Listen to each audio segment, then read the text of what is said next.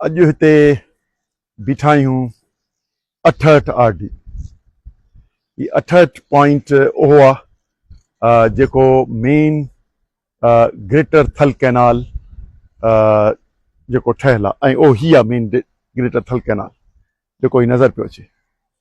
30 kilometre पहिरीं हिन खां सीजे चश्मा झेलम लिंक कैनाल थो वञे जेको सिंधु दरिया मां निकिरे थो ऐं झेलम में सिधो 12 महीना वहे पियो ऐं तमामु वॾो हिसो पाणी जो ॾेई वही थो वञे।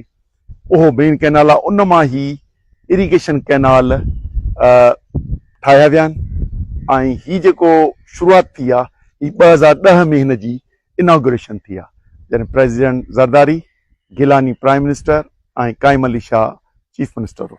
उन वक़्तु हिन जी शुरूआति थी आहे ऐं ही मेन कैनाल जेको सॼे पासे तव्हां ॾिसंदा त ही इहो फेज़ हले थो ऐं इहो यको मानकिना ॾे माना लैया ज़िले ॾे इहो फेज़ हलंदड़ आहे जंहिं ते 3,55,000 एकड़ ज़मीन कहिड़ी निजी वारियासी ड्रिबुनि ऐं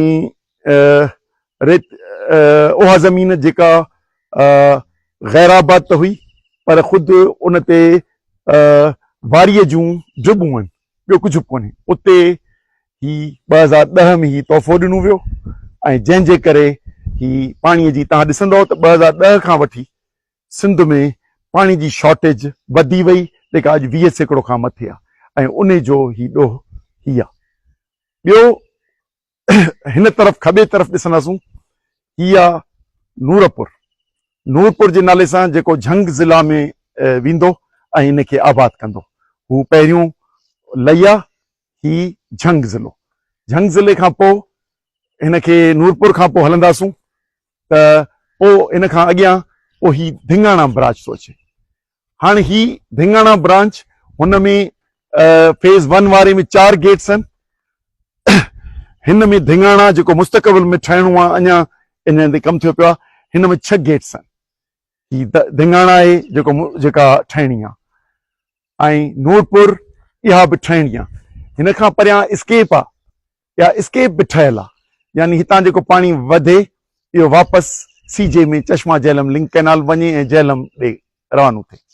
उन करे हिते वॾे में वॾो जेको इरिगेशन सिस्टम जो जेको आयो आहे जंहिं मां सम्झो त रोडी कैनाल जहिड़ा हिते ॿ टे हिन में अची वञनि एतिरो ही रिथा आहे।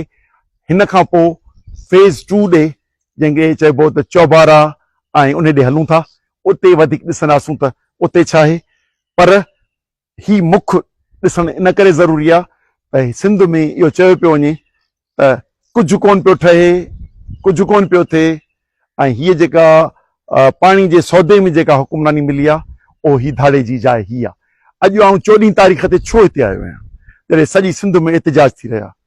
इहो इन करे आयुसि त 4 ॾींहं हितां जे हुकुमराननि, चोथों ॾींहुं हितां जे हुकुमराननि चयो ऐं उन्हनि जे हुकुमराननि खां वठी उन्हनि जे हेठियां पार्टीअ जे नंढनि उहिदेदारनि चयो त कुझु बि कमु कोन पियो थिए।